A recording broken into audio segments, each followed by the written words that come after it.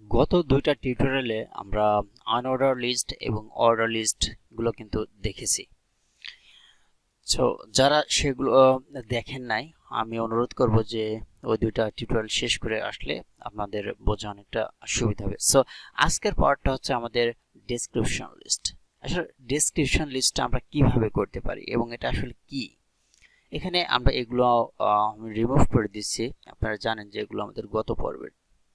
So আচ্ছা, এখন আমরা ডেসক্রিপশন লিস্টটা করব। ডেসক্রিপশন লিস্টটা ধরেন এখানে আপনার ধরেন যে একটা কালার থাকলো রেড কালার। সো এই রেড কালারের আন্ডারে ধরেন যে আবার আপনি এখানে লিখে লিখে দেখে দিন যে this is hour primary colour, right? Primary colour or whatever you can write.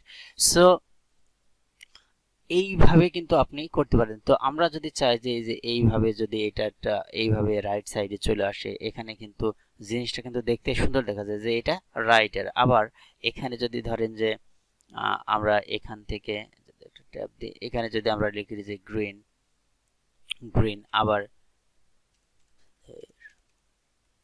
Green and then আমরা যদি আবার এখানে যাই, এই যে এখানে যদি একটা স্পেস দিয়ে যদি লিখি যে this is hour secondary colour, right? So এইভাবে কিন্তু আমরা লিস্ট গুলো তৈরি করতে পারি। সো এটা কিভাবে আমরা করতে পারি, এখানে এইগুলো করার জন্য আমাদের কিন্তু ডেসক্রিপশন লিস্ট নিতে হবে। সো এটা নিব আমরা ডিএল দিয়ে। ওকে, সেই ডিএল ট্যাগের ভিতরে আমরা নিব মূলত ডেসক্রিপশন টার্ম। ওকে, সো এটা মূলত ডিটি, এর ভিতরে টার্মগুলো থাকবে। সো এই টার্মটা কি হবে, টার্মটা ধরেন যে আমি দিলাম রেড, যেটা আমরা করেছিলাম এর আগে। সো এই টার্মের ভিতরে আমি ধরেন যে ডেসক্রিপশন ডিসক্রাইব করব, যে রেডটা আসলে রেড সম্বন্ধে আমি কিছু বর্ণনা করব অ্যাকচুয়ালি। সো জাস্ট আমি দিয়ে দিলাম ডিডি। ওকে, দেখুন আমি ডিডি স্টার্ট এবং ইন ক্লোজ করলাম, রাইট? সো এখন এর ভিতরে ধরেন যে আমি লিখলাম যে this is hour primary colour, right?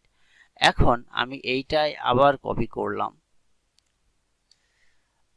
Copy করে যদি আমি আবার একটু স্পেস দিয়ে নিচে রাখি, এটা কিন্তু দিলাম ধরেন যে green and this is hour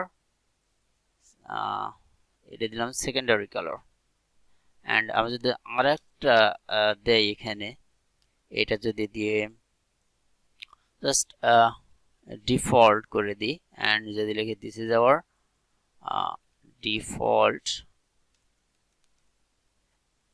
default colour.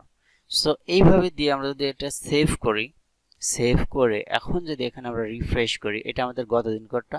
তো আমরা যদি এখন রিফ্রেশ করি, সো দেখুন এখানে কিন্তু রেড এর আন্ডারে এই যে this is hour primary colour, green এর আন্ডারে this is hour secondary colour. এটা কিন্তু এই যে রেড এর আন্ডারে আছে কারণ এটা কিন্তু রাইট সাইডে সেভ রয়েছে, বুঝছেন বিষয়টা? সো এইভাবে কিন্তু আপনারা জিনিসগুলো করতে পারেন। আবার এখানে আপনি যদি চান যে এখানে ডিটি ধরে বা ডিটি ধরে আপনি স্টাইল করবেন, সেই স্টাইলগুলো কিন্তু আপনি করতে পারেন। আপনারা জানেন এর আগে আমি দেখিয়েছি যে কিভাবে স্টাইলগুলো এবং কিগুলো ট্যাগগুলো সিলেক্ট করবেন, করে বিষয়গুলো করবেন। আর আমরা যখন সিএসএস পার্টে যাব তখন আরো বিষয়গুলো ইন ডিটেইলস আমরা সিএসএস এর খুঁটিনাটি বিষয়গুলো আমরা দেখব, তখন হয়তো জিনিসটা আরো আমাদের ক্লিয়ার হয়ে যাবে। সো আমরা যেহেতু এখনো সিএসএস পার্টে আছি, সো এইচটিএমএল আমরা কিছুটা শিখছি। সো সেক্ষেত্রে আমাদের এইচটিএমএল ভিতরে যতটা পারা যায় এইচটিএমএল নিয়ে আমি বিষয়গুলো এর ভিতরে থাকার চেষ্টা করছি। সো এই হচ্ছে বিষয়। আর একটা বিষয় হচ্ছে যে প্র্যাকটিস। আমি এর আগেও কয়েকবার বলেছি যে নিয়মিত প্র্যাকটিস করতে হবে। প্র্যাকটিস না করলে কিন্তু আপনার কয়েকদিন পরে কিন্তু ভুলে যাবেন, এটা স্বাভাবিক। So if you like this video, please press the subscribe button. Thank you so much.